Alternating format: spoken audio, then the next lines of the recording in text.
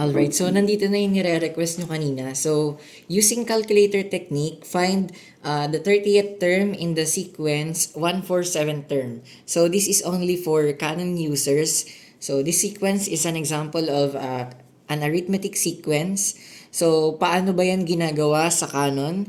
Pindutin ang mode, stat, piliin ang LIN or linear, 2.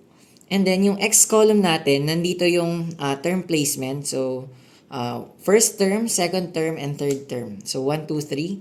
At dito naman sa Y column, yung ating mga terms. So, sa first column, meron tayong 1.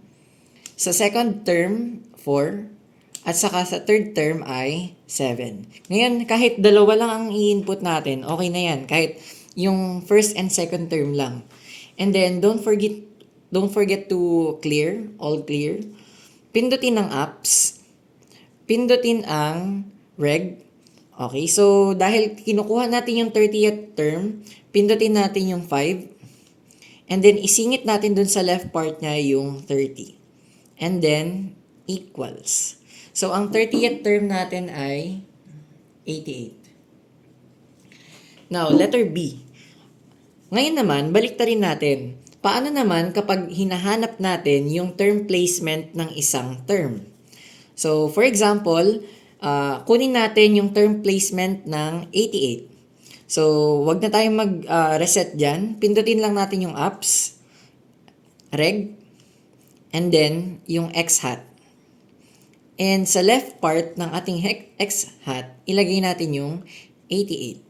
And then equals. So, ang 88 corresponds to the 30th term. Alright. Now, letter C. Paano naman yung sum of the first 30 terms? Okay. All clear? Punta sa apps, pumunta sa reg, at pindutin yung A. At equals. So, i-take note natin dyan, ang A natin ay negative 2. Next, kunin naman natin yung B. Apps, all clear, apps, reg, and 2 equals.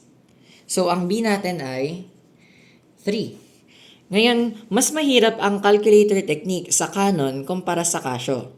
Ngayon, i-reset natin ang CalQ, Shift 9, 3 equals AC.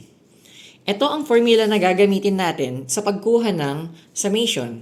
Para sa arithmetic sequence, a plus bx, at para sa geometric sequence, a times b raised to x. Okay, naka-all clear na ang CalQ.